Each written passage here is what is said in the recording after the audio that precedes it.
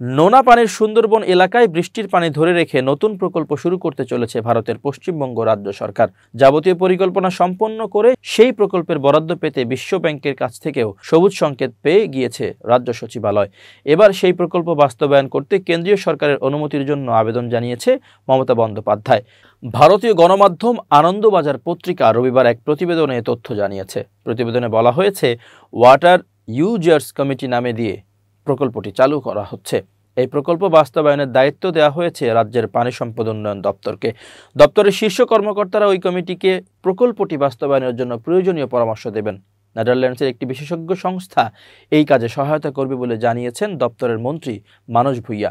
ইতোমধ্যে প্রকল্প বাস্তবায়ন করতে উত্তর ও দক্ষিণ 24 পরগনা জেলার অধীনে থাকা সুন্দরবনের 11টি ব্লকের মধ্যে 39টি দ্বীপকে চিহ্নিত করা হয়েছে।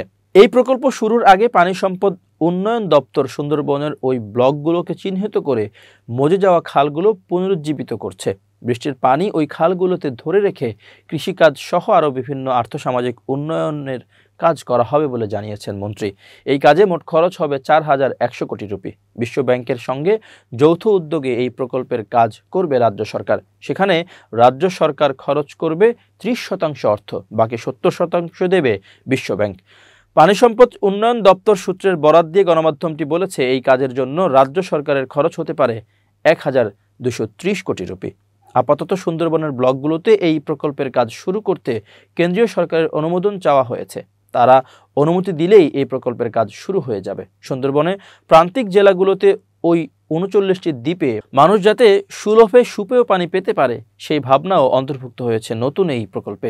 এছাড়া ধরে রাখা মিষ্টি পানিতে কৃষিকাজের পাশাপাশি মৎস্য চাষ, হর্টিকালচার উন্নয়নের কাজ হবে। এই প্রকল্পের সুন্দরবনের ম্যানগ্রোভ অরণ্য রক্ষা করার বিষয়টিও অন্তর্ভুক্ত করা হয়েছে। তবে এই প্রকল্পের অধীনে সুযোগ সুবিধা পেতে গেলে সংশ্লিষ্ট ব্যক্তিকে নিজের নাম সরকারিভাবে নথিভুক্ত করতে হবে। দপ্তরের পক্ষ থেকে জানানো হয়েছে, গত বছরের মধ্যপ্রদেশের ভোপালে পানি নিয়ে যে জাতীয় স্তরের সম্মেলন হয়েছিল তাতে রাজ্য সরকারের এই প্রকল্পের কথা তুলে ধরেছিল পানি সম্পদ উন্নয়ন দপ্তর। সেখানেও রাজ্য সরকারের এই ভাবনাকে প্রশংসা করেছিলেন জাতীয় সম্মেলনের আয়োজকরা। এর পাশাপাশি আগামী কয়েক মাসের মধ্যে সুন্দরবন উন্নয়নে আরও একটি বড় প্রকল্প রাজ্য সরকার চালু করতে চলেছে বলেই রাজ্য সচিবালয় সূত্র জানিয়েছে।